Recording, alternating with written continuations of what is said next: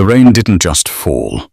It felt like a barrage of frozen glass slicing through the midnight darkness of the Catskills.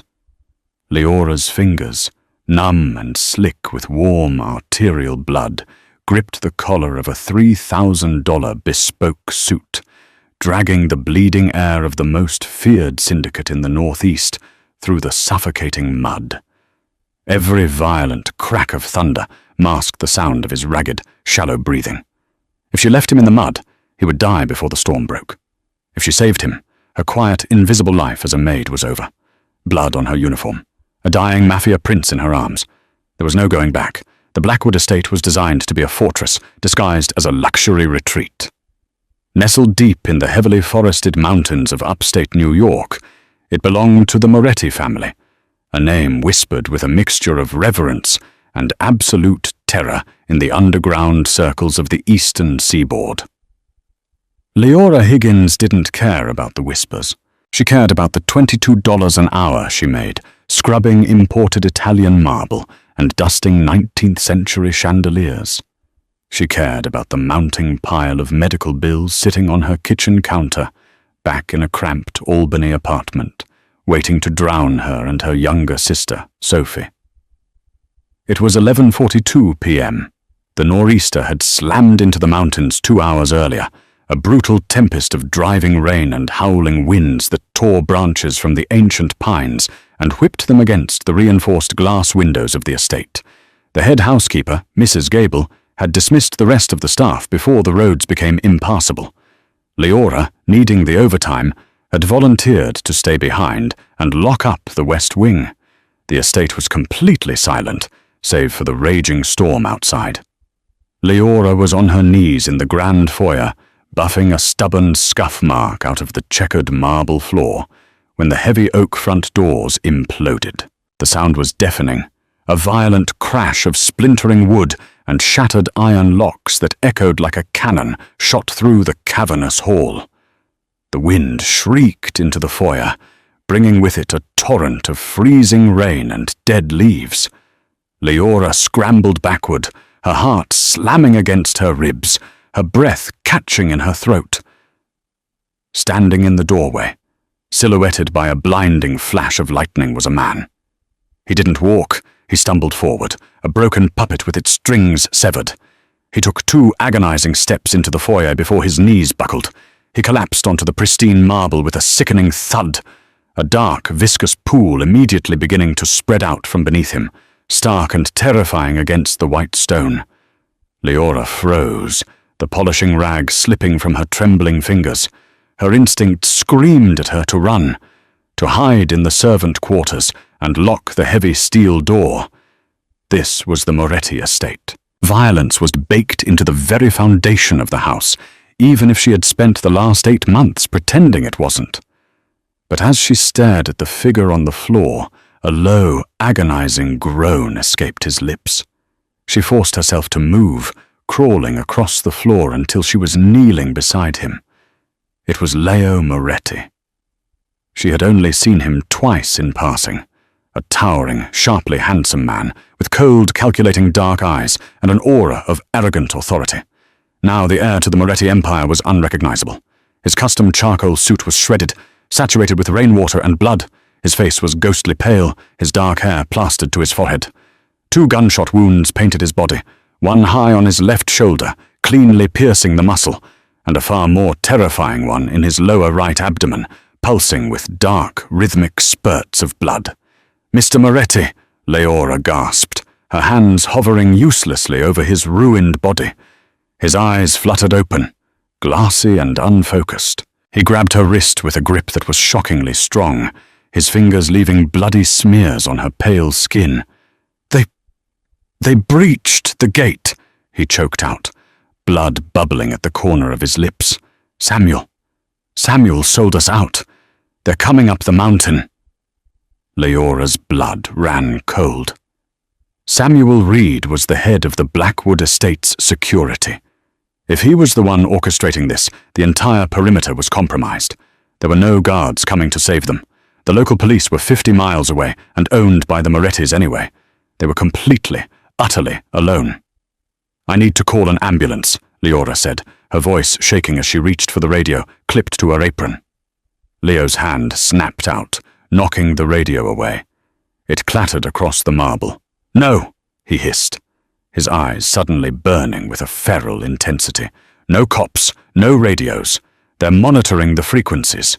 You call, they pinpoint my location. They finish the job. You're bleeding to death!" Leora yelled over the sound of the wind tearing through the open doors. "Listen to me," Leo commanded, his voice dropping to a harsh, desperate rasp.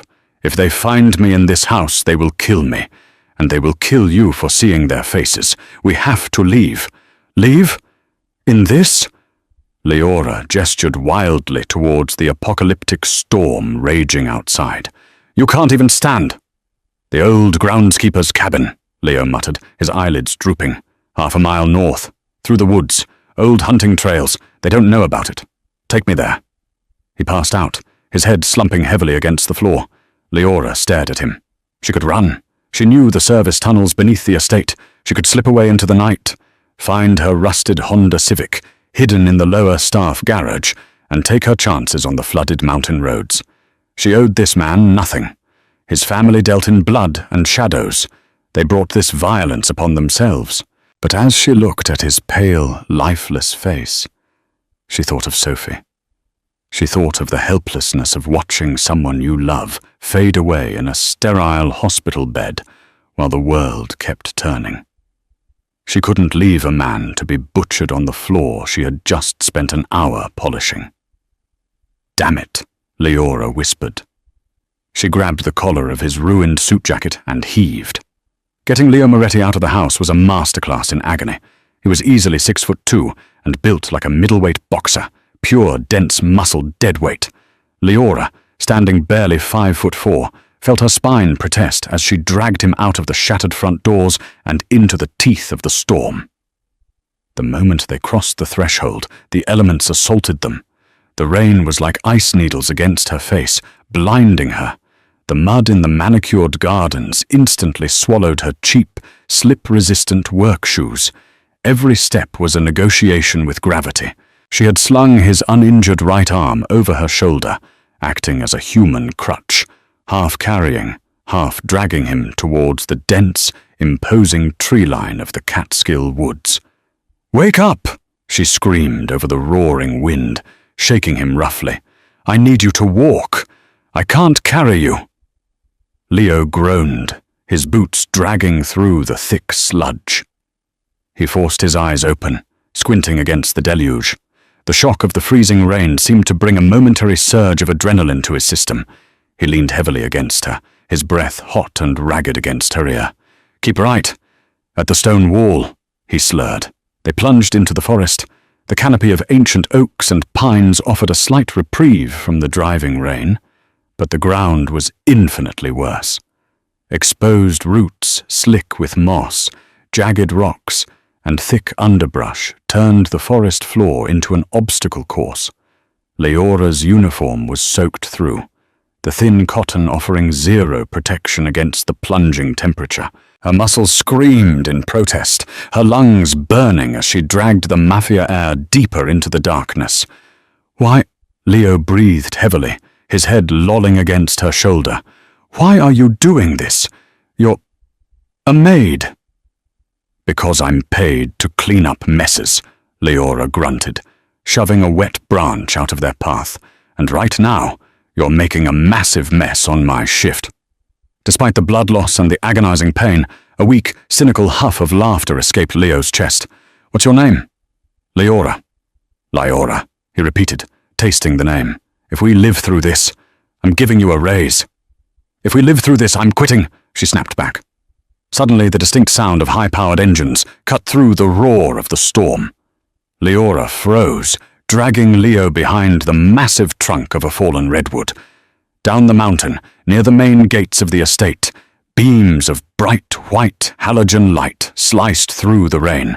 3 matte black SUVs were tearing up the winding driveway towards the main house. "Samuel's men," Leo whispered, his voice dangerously weak.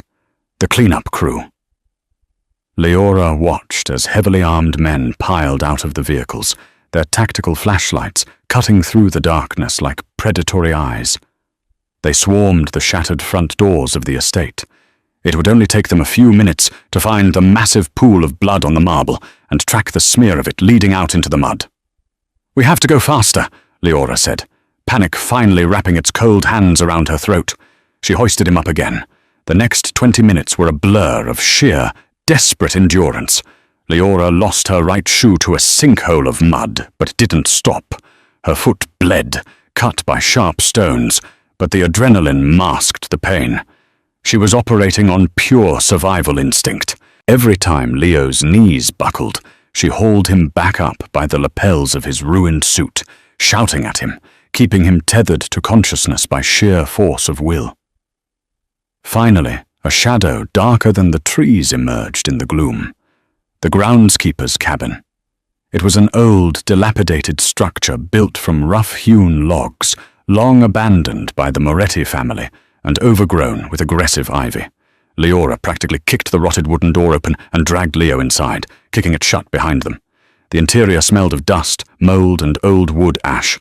It was pitch black, but it was dry, and the wind was reduced to a dull roar against the thick timber walls. She lowered Leo to the dusty floorboards. He was completely unresponsive now, his breathing terribly shallow. "Hey!" Leora slapped his cheek, her hands slick with his blood. "Leo, do not die on me now. Do you hear me? I didn't lose my favorite shoe to drag a corpse through the woods." Silence. Leora scrambled around the dark cabin, her hands blindly searching the walls and shelves. Her fingers brushed against a heavy metal cylinder, a vintage kerosene storm lantern. Beside it, a half-used box of matches. With trembling hands, she struck a match. The small flame flared, illuminating the cramped, forgotten space. She lit the lantern, and a warm, golden glow pushed back the shadows. She turned the light onto Leo. The sight made her stomach heave. The blood loss was catastrophic. The wound in his abdomen was steadily weeping dark blood, soaking his trousers and the floorboards beneath him. If she didn't stop the bleeding in the next 5 minutes, the heir to the Moretti Empire would bleed out on a rotting floor, and she would be found standing over his corpse by the men hunting him. Leora stripped off her soaked, muddy apron. She was not a doctor. Her medical knowledge extended only to the countless hours she had spent in the ICU watching nurses tend to her sister. But she knew that pressure was the only thing standing between Leo and death. She tore her apron into long, thick strips. She needed to expose the wound. Grabbing a rusty hunting knife she found on the mantel, she sliced through the remnants of Leo's expensive Italian shirt, peeling the fabric back from his ruined flesh. The bullet had torn through his side, missing the major organs by a fraction of an inch, but it had nicked a vein. She took a deep breath, fighting down the wave of nausea. "I'm sorry," she whispered to his unconscious form. She took the thickest wad of the cotton apron and pressed it directly into the gunshot wound, applying all of her body weight behind her hands. Leo's body arched off the floor violently. A raw, guttural scream tore from his throat, echoing off the wooden walls. His eyes snapped open, wide and wild with excruciating agony. His hands flew up, grabbing Leora's wrists, trying to pry her off him. "Hold still!" Leora shouted, pressing down harder. "You are bleeding out. Stop fighting me!" "It burns," he gasped, his fingers digging painfully into her forearms, leaving deep, purple bruises. "Stop!" "I won't stop," she yelled back, her face inches from his. Tears of frustration and fear pricked her eyes. "You owe me, you arrogant bastard! I am freezing, I am terrified, and I am saving your life. So you are going to lay there, and you are going to live." Something in her ferocious outburst seemed to pierce through his haze of pain. Leo's grip on her wrists weakened, his hands falling back to the floor. He squeezed his eyes shut, his jaw clenched so tight the muscles twitched, and he surrendered to the agony. For an hour, Leora did not move. She kept the pressure absolute, her arms trembling, her shoulders burning with lactic acid. In the flickering amber light of the lantern, she watched the rise and fall of his chest. Slowly, agonizingly, the terrifying spurt of dark blood began to slow, the makeshift cotton bandage soaking it up and clotting. When she finally dared to lift her hands, the bleeding had reduced to a sluggish ooze. She quickly wrapped the remaining strips of cloth around his waist, pulling them painfully tight to keep the pressure pad in place. She did the same for the cleaner exit wound on his shoulder. Exhausted, Leora collapsed back against the wall of the cabin, pulling her knees to her chest. She was shivering violently, her wet clothes clinging to her skin. "You're freezing," Leo rasped. His voice was barely a whisper, but his dark eyes were open, watching her from the floor. "I'll live," Leora chattered, wrapping her arms around herself. "Fireplace," he breathed, nodding weakly toward the stone hearth. Behind the logs, hidden cash, blankets, first aid, bourbon. Leora pushed herself up. Sure enough, beneath a loose flagstone in the hearth, she found a waterproof lockbox. Inside were thick wool military blankets, a comprehensive trauma kit, and a flask. She pulled the blankets out, draping two heavily over Leo's shivering form, before wrapping one around her own shoulders. She opened the trauma kit, finding proper gauze and antiseptic, realizing with a bitter irony that the Morettis were prepared for violence, even in their abandoned outbuildings.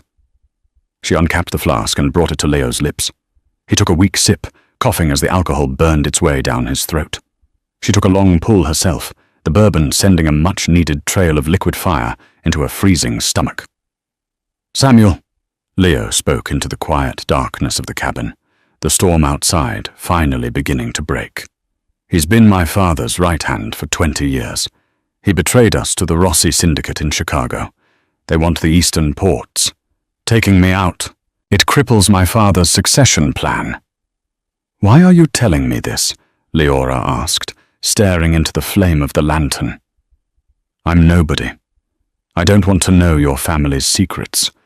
Knowledge in your world gets people killed." Leo turned his head to look at her. The arrogant Mafia prince was gone, stripped bare by the vulnerability of near death. "Because you saved my life, Leora. In my world, blood repays blood. And loyalty is the only currency that matters. You aren't a nobody anymore. You're the girl who pulled a Moretti from the grave." Leora closed her eyes, a deep sense of dread settling over her. She hadn't just saved a man. She had tethered herself to a monster. The hours bled away. The storm exhausted its fury, the howling winds fading into a steady, quiet drizzle. Leora stayed awake, changing Leo's bandages with the supplies from the kit, listening to his breathing stabilize. As the first grey, anemic light of dawn began to creep through the cracks in the cabin walls, a new sound shattered the morning peace. The heavy, rhythmic thumping of helicopter blades chopped through the dense mountain air. The sound grew deafeningly loud, vibrating the floorboards of the cabin, before the engine cut and hovered somewhere very close by. Following it was the crunch of heavy tires on gravel, dogs barking, and men shouting. Leora scrambled to the small, grimy window, wiping away the condensation. Down in the clearing near the edge of the woods, a massive, matte black Sikorsky helicopter had touched down. Surrounding it was an armada of armored SUVs. Dozens of men in black tactical gear, carrying military-grade assault rifles, were swarming the tree line. And walking at the head of the pack, flanked by massive attack dogs, was a man who commanded the very air around him. Dominic Moretti, the Don. He wore a tailored black overcoat, his silver hair immaculate despite the damp air, his face a mask of terrifying, cold fury. He was tracking the blood trail. They were coming straight for the cabin. "Leo," Leora whispered, her voice trembling. "Your father is here." Leo tried to sit up, wincing as the fresh scabs pulled taut. "Open the door, Leora. Stand in the light. Let them see my face before they shoot." Leora moved to the door. Her hands shook as she unlatched the heavy iron deadbolt. She pulled the door open, stepping out onto the decaying porch into the cold, misty dawn. A dozen laser sights instantly painted her chest, little red dots dancing across her bloody, torn uniform. The attack dogs snarled, straining against their heavy leather leashes. Dominic Moretti stopped 10 feet from the porch, his dark eyes, so much like his son's, but infinitely colder, locked onto Leora. He looked at the blood soaking her clothes, her bare, cut foot, the hunting knife still gripped loosely in her right hand. He didn't see a savior. He saw a variable, a witness, a liability. He raised his hand slowly, 2 fingers pointing directly at Leora. "Secure the perimeter," Dominic's voice boomed, deep and gravelly. He looked at the captain of his guard, "and put a bullet in her head. No witnesses." The metallic chorus of a dozen Heckler & Koch HK 416 assault rifles disengaging their safeties was a sound Leora would never forget. It was sharp, clinical, and entirely devoid of mercy. The red laser dots clustered over her heart, a deadly constellation against the blood-soaked fabric of her maid's uniform. She didn't close her eyes. If she was going to die on the rotting porch of an abandoned cabin after surviving the longest night of her life, she was going to look the devil in the face. Dominic Moretti's expression didn't shift. He was a man accustomed to erasing problems, and in his eyes, Leora was nothing more than a variable that couldn't be controlled. The captain of the guard, a massive man with a scarred jawline, rested his finger on the trigger. "Wait." The word was barely a rasp, weak and ragged, but it carried the absolute authority of a bloodline. From the shadows of the cabin interior, Leo Moretti dragged himself into the doorway. He was clinging to the doorframe with a white-knuckled grip, his face the color of ash. The thick wool blanket hung precariously from his shoulders, exposing the blood-soaked makeshift bandages Leora had fashioned. Every breath he took looked like an agonizing chore, but his dark eyes were locked in a lethal stare-down with his father. "Stand them down, Papa," Leo commanded, his voice gaining a fraction of its usual commanding baritone. Dominic's cold facade cracked for a fraction of a second, relief flashing through his eyes before the ruthless Don re-emerged. He didn't lower his hand, but he gave a subtle flick of his wrist. Instantly the rifles were lowered, the red dots vanishing from Leora's chest. The sudden absence of the lasers felt like a physical weight lifting off her ribs. "Leonardo," Dominic stepped forward, his heavy leather boots crunching on the gravel. He ignored Leora entirely, his focus zeroing in on his battered air. "We found the estate breached. 6 of our men dead in the foyer. Samuel is gone." "Samuel opened the gates," Leo choked out, his knees buckling slightly. Leora instinctively reached out, her hand grabbing his uninjured bicep to steady him. Dominic's eyes snapped to her hand, tracking the familiar gesture with predatory calculation. "He sold us out to the Rossi Syndicate. They want the eastern seaboard ports. He sent a hit squad to finish me off." "And the girl?" Dominic's voice was like grinding stones. He looked at Leora as if she were a stain on his shoes. "Why is a maid standing over you with a hunting knife?" "Because she carried me half a mile through a nor'easter, stopped me from bleeding to death on this floor, and kept me breathing until you arrived," Leo stated, his gaze never wavering from his father's. "She knows about Samuel. She knows about the Rossis. She saved my life." Dominic fell silent. The wind whipped his silver hair as he weighed the scales of loyalty and liability. In the Cosa Nostra, a life debt was a sacred, unbreakable bond, but a civilian with intimate knowledge of syndicate warfare was a catastrophic risk. "She has seen too much," Dominic said softly, the danger in his tone unmistakable. "She is a loose end, Leo. You know how we handle loose ends." "She is my loose end," Leo fired back, the effort costing him dearly as he coughed, fresh blood dotting his pale lips. "I gave her my word. She falls under my protection. If you put a bullet in her, you put one in me first." A tense, suffocating silence descended on the clearing. The armed guards shifted uncomfortably, caught in the crossfire of the most powerful men on the East Coast. Leora stood frozen, her heart hammering wildly. She was a pawn on a board she didn't even know how to play, her life hanging on the stubborn pride of a bleeding Mafia prince. Finally, Dominic gave a sharp nod. "Get my son in the chopper, now!" Chaos erupted. 2 paramedics clad in black tactical gear rushed the porch, carrying a collapsible stretcher. They shoved Leora aside with ruthless efficiency, loading Leo onto the canvas and securing him. As they hoisted him up, Leo reached out, his bloody fingers blindly searching until they caught Leora's wrist. "Bring her," Leo ordered the paramedics, his eyes sliding shut. "She doesn't leave my sight." "Move!" One of the guards barked at Leora, shoving a heavy hand against her back. She was propelled forward, her bare, cut foot stinging against the cold ground. She was herded towards the massive Sikorsky S-76 helicopter, the deafening roar of the rotors drowning out her protests. She was shoved into the luxurious leather interior, forced into a seat opposite the stretcher where the medics were already hanging bags of O-negative blood and cutting away the rest of Leo's ruined suit. As the helicopter lifted off, leaving the blood-stained Catskills behind, Leora looked out the window. She had survived the storm, but as she stared at the grim, heavily armed men surrounding her, she realized the terrifying truth. She hadn't escaped the nightmare. She had just been abducted into the heart of it. Leora awoke to the steady, rhythmic beeping of a heart monitor and the smell of expensive, sterile linen. She blinked against the harsh sunlight streaming through floor-to-ceiling windows. Her body felt heavy, her mind foggy from sedatives. As her vision cleared, she realized she was not in a hospital. Not a normal one, anyway. The room was massive, decorated in muted greys and brushed steel, looking more like a luxury penthouse suite than a medical facility. Through the glass, she could see the unmistakable skyline of Manhattan, the sprawling green rectangle of Central Park stretching out below.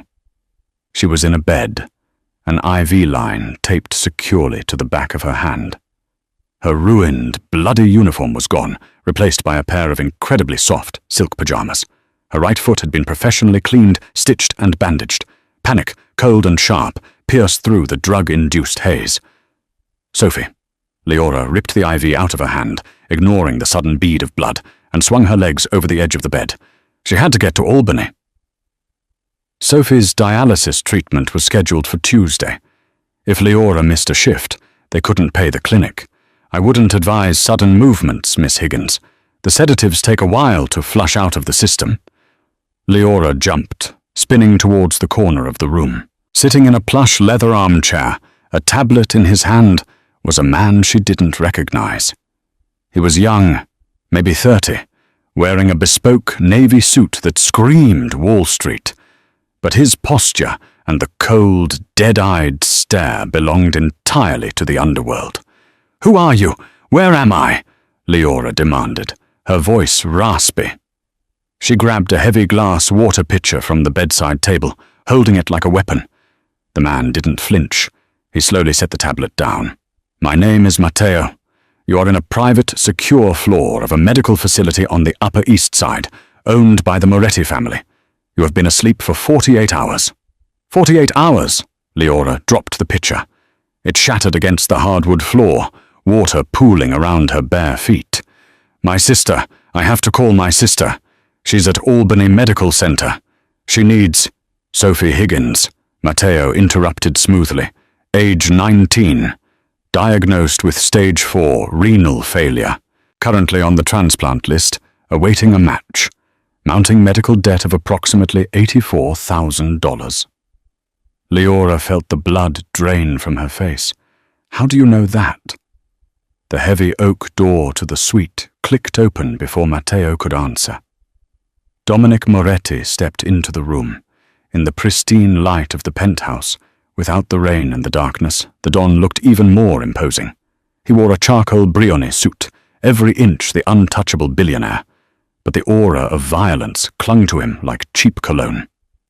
"We know everything about you, Leora," Dominic said, walking slowly toward her, his heavy cane tapping against the floorboards. "We know you dropped out of nursing school to care for your sister." We know you work 3 jobs to keep the debt collectors from repossessing your apartment. You are a very hard-working, very desperate young woman." "Don't you dare touch her," Leora hissed, her maternal instinct for her sister overriding her fear of the mob boss. "I saved your son. You owe me." "And I always pay my debts," Dominic replied smoothly. He reached into his breast pocket and pulled out a thick, cream-colored envelope, tossing it onto the foot of her bed. "Sophie's medical debt at Albany Med has been paid in full. Her name has been moved to the top of the private donor registry. We have secured the best nephrologists in the state for her care. She will lack for nothing." Leora stared at the envelope. It was everything she had prayed for, everything she had broken her back, scrubbing floors to achieve. It was a miracle wrapped in a nightmare. "What's the catch?" she asked, her voice trembling.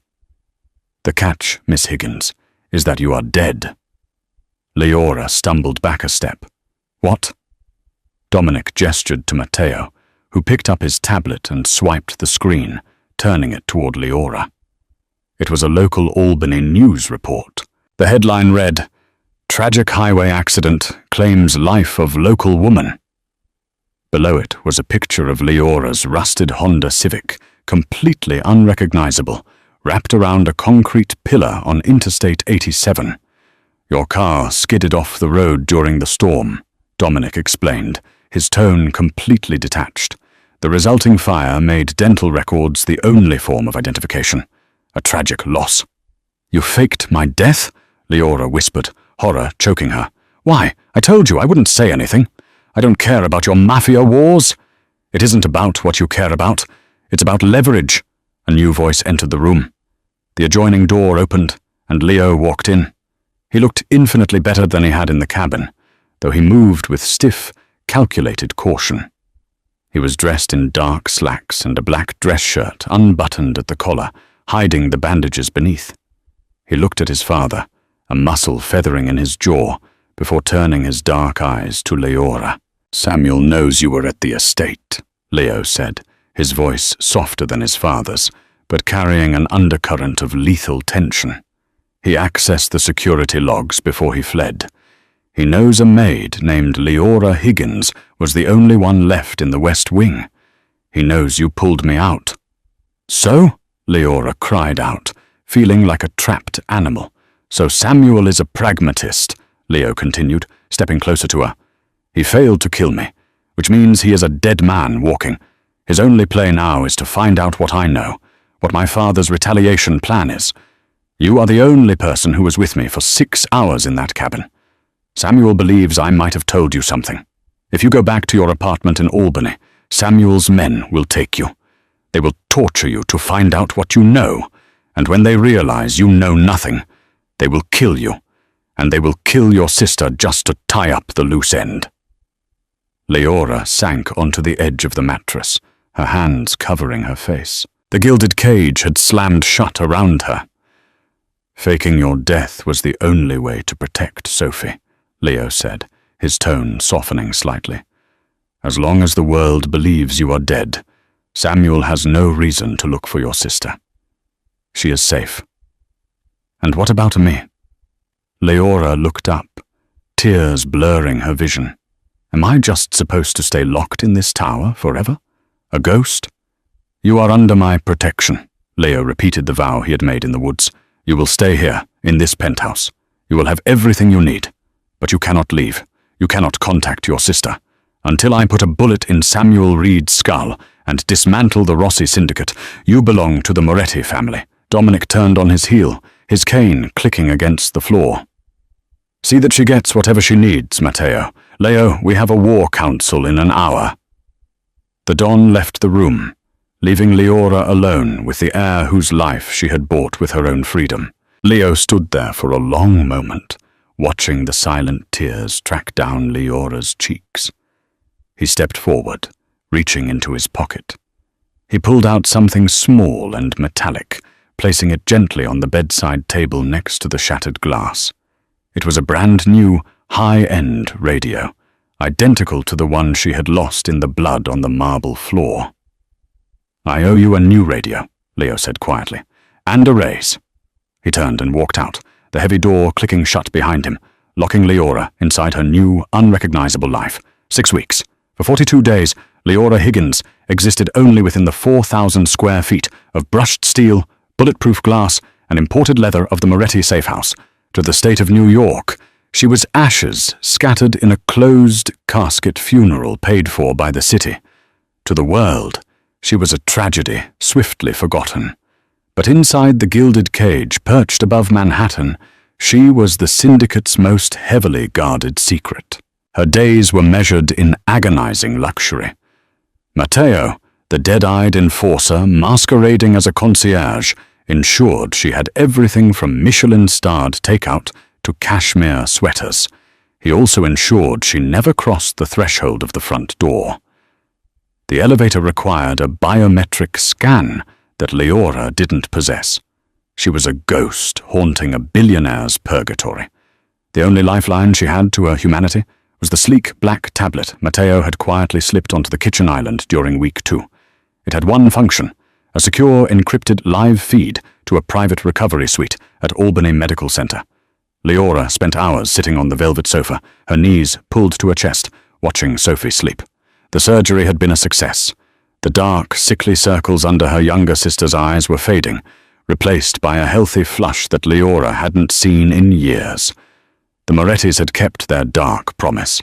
Sophie was surrounded by the best medical care money and intimidation could buy. But watching her sister cry over the news of Leora's death had broken something fundamental inside Leora's soul.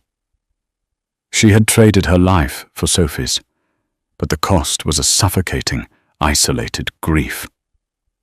Her only other company was Leo. The Mafia heir visited the penthouse every third night, usually well past midnight. He was healing, the rigid stiffness in his posture slowly fading as the gunshot wounds knit themselves back together. Their dynamic was a volatile mix of captor and captive, savior and saved. They were bound by the blood spilled on the marble floor of the Blackwood estate, an invisible tether that crackled with unspoken tension. He would arrive smelling of expensive scotch, cold city rain, and the metallic tang of gunpowder, a grim reminder that a war was raging in the streets below to avenge the very wounds she had bandaged. "You're staring at the skyline again." Leo's deep baritone broke the silence of the penthouse one Tuesday night. He dropped a heavy leather dossier onto the glass coffee table and loosened his silk tie, exhausted. "If you look hard enough, you might burn a hole in the glass." "I'm looking at a world I used to live in," Leora replied, without turning around. She leaned her forehead against the cool pane. "Before I made the mistake of picking you up out of the mud." "You miss scrubbing floors for minimum wage?" Leo walked over, stopping just behind her. The heat radiating from his large frame was palpable. "I miss breathing air that doesn't belong to your father," she shot back, spinning around to face him. Her eyes blazed with a fierce, suppressed anger. "Sophie asked the nurse today if she could visit my grave when she's discharged. Do you know what it's like to watch the person you love most mourn you, while you sit here eating truffles?" Leo's jaw tightened. "It keeps her breathing, Leora." "Samuel's men tortured 3 of my father's lieutenants to death last week, trying to find my location. If they knew you were alive, they would peel Sophie's skin off to get to you. Then find him!" Leora yelled, shoving her hands against his chest. "Find Samuel and end this. You promised me this was temporary." Leo didn't flinch at her strike. He reached up, his large, calloused hands gently wrapping around her wrists, halting her assault. His dark eyes softened, tracing the exhausted lines of her face. "He's a ghost, Leora. He knows our playbook. He knows every safe house, every front, every corrupted cop on our payroll. He's using the Rossi Syndicate's resources to stay completely off the grid. Until he makes a mistake, we are hunting shadows." Leora froze, her pulse hammered against Leo's grip. "He knows every safe house." "Let go of me," she whispered, her mind racing back to the Blackwood estate. She pulled her hands free and paced towards the kitchen island. Samuel lived on the estate, in the carriage house behind the main garage." My men tossed the carriage house the morning after the storm, Leo said, watching her carefully. It was scrubbed clean. He didn't leave a single receipt or hard drive. Your men don't know how to clean, Leora said, turning back to him, her eyes sharp. I do. I was tasked with deep cleaning his quarters once a month. Samuel was paranoid. He had a custom-built humidor in his office, but he didn't smoke cigars. He hated the smell. He complained to Mrs. Gable about the smoke from the Don's office all the time. Leo frowned, crossing the room to stand before her.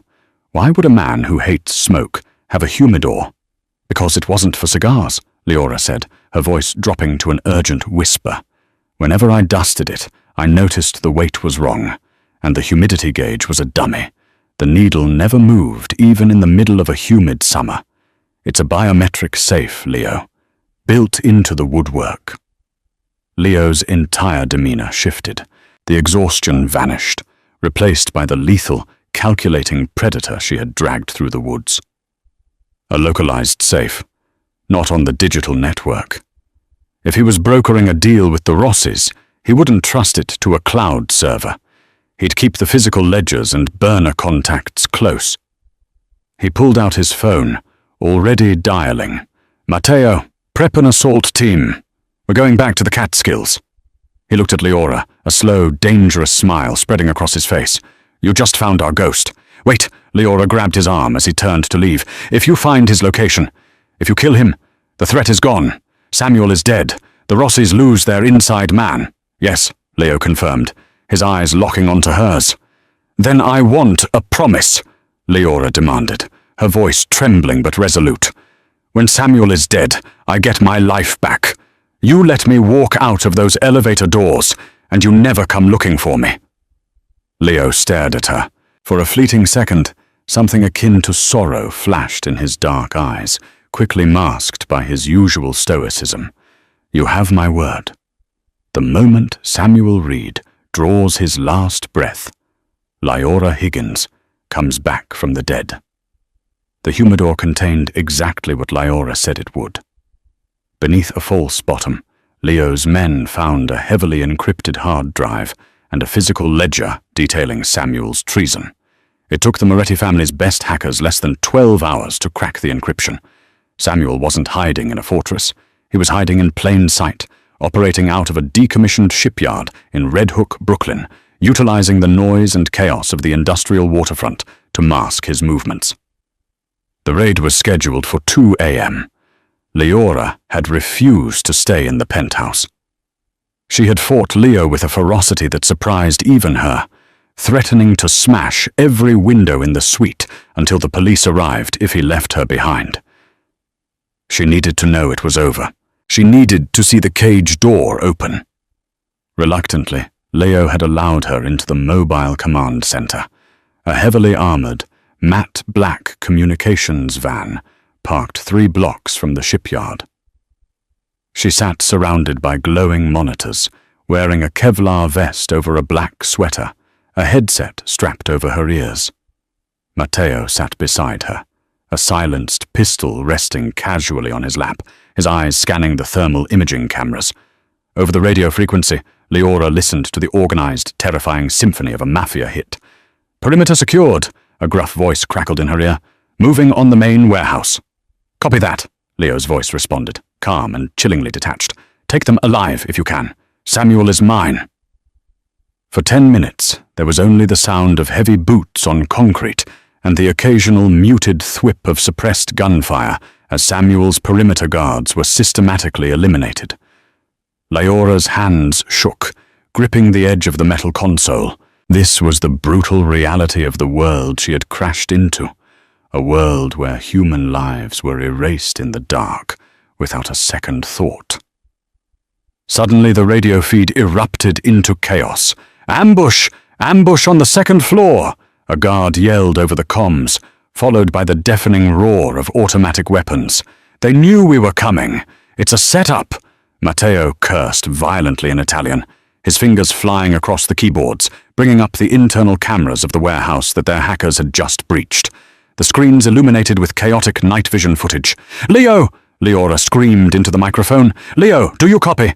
Static, then a ragged breath. I copy. They had tripwires on the server room. We're pinned down in the western corridor. Leora stared at the monitors. She watched the thermal signatures of the Rossi Syndicate gunmen swarming the building, but her eyes caught something else. A lone thermal signature moving away from the firefight, slipping down a rusted exterior fire escape towards the docks. He was moving toward a sleek, unlit speedboat tethered to the pier. "Matteo!" Leora pointed frantically at the screen. "Look, someone is running." Matteo leaned in. "That's Samuel. He's abandoning his men. He's making a run for the water." He keyed his radio. "Boss, target is fleeing via the east side fire escape, heading for the docks. I'm cut off," Leo snarled over the heavy gunfire in the background. "I can't break the suppression fire. If he gets on that boat..." "We lose him to international waters." Leora didn't think. She acted on the same desperate, blinding instinct that had forced her to drag a bleeding man through the mud. Samuel was her only ticket to freedom. If he escaped, she remained a ghost forever. Before Matteo could stop her, Leora slammed her hand onto the door release of the van, throwing herself out into the freezing Brooklyn night. "Leora, no!" Matteo shouted, lunging for her, but she was already sprinting down the alleyway, her boots pounding against the wet asphalt. She remembered the layout of the shipyard from the drone footage Matteo had shown her earlier. She cut through a narrow gap between two shipping containers, her lungs burning, the sound of the firefight echoing off the corrugated steel walls around her. She burst out onto the wooden pier just as Samuel Reed reached the end of the dock. He was a tall, gaunt man, carrying a heavy duffel bag, his face illuminated by the moonlight reflecting off the dark water. He threw the bag into the speedboat and turned to untie the mooring line. "Samuel!" Leora screamed, her voice tearing through the salty air. Samuel whipped around, drawing a hand cannon from his shoulder holster with terrifying speed. He aimed it directly at Leora's chest, freezing her in her tracks. He squinted against the gloom, his eyes widening in absolute shock as he recognized the face of the dead woman. "You," Samuel breathed, his gun unwavering. "The maid. Dominic told the families you burned in a car crash." "He lied," Leora panted, stepping forward, the fear completely eclipsed by a blinding rage. "And because of you, I haven't seen my sister in 2 months. I am dead because of you." Samuel let out a harsh, barking laugh. "You're a brave little ghost, but you're unarmed. Did you really run out here just to yell at me before I shoot you?" "I didn't come to shoot you," Leora said, her voice dropping to a deadly calm. She reached into her pocket and pulled out the small metallic radio Leo had given her in the penthouse.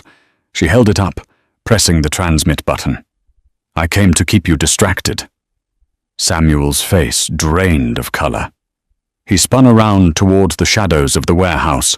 Leo Moretti stepped out from behind a stack of wooden pallets, his tactical rifle raised and locked onto Samuel's chest. He was covered in drywall dust and blood, none of it his own, and his eyes burned with the fury of a betrayed prince. "It's over, Samuel," Leo said, his voice echoing over the slapping waves. Samuel looked from Leo to Leora, realizing he had been outplayed by a billionaire and his housemaid. With a snarl of pure desperation, he raised his weapon toward Leora, deciding to take the Don's prize down with him. He never pulled the trigger. Leo fired twice. The silenced rounds hit Samuel squarely in the chest, the force throwing the traitor backward off the pier. He hit the dark water with a heavy splash, the ripples quickly swallowed by the current of the East River. Silence descended on the docks, save for the distant wail of police sirens responding to the warehouse shootout. Leora stood frozen, staring at the dark water. It was over. The boogeyman was dead. The debt was paid. Leo lowered his rifle, walking slowly down the pier until he stood in front of her. He reached out, his hand gently touching her cheek, his thumb brushing away a stray tear she hadn't realized she shed. "You shouldn't have run out here," he whispered, his voice thick with an emotion he rarely allowed himself to show. "You could have been killed." I had to ensure you kept your promise. Leora looked up into his dark eyes. The rain began to fall again, a soft mist that mirrored the night they met. Leo nodded slowly, his hand dropping from her face. He reached into his tactical vest and pulled out a thick envelope, handing it to her. New passport, social security card, a bank account routing number with enough money to buy a house in a quiet suburb, far away from New York. Your sister is being discharged tomorrow. You are a free woman, Leora Higgins. Leora took the envelope. It felt incredibly heavy. This was everything she had fought for. She could walk away right now, vanish into a comfortable, safe, mundane life. She would never have to scrub another floor or look over her shoulder again. She looked at Leo. She saw the violence in him, the dark world he ruled, the blood that would forever stain his hands. But she also saw the man who had protected her, the man who had given her sister a future, the man whose heart beat steadily beneath her hands on the floor of a ruined cabin. Leora looked down at the envelope, then back up at the Mafia prince.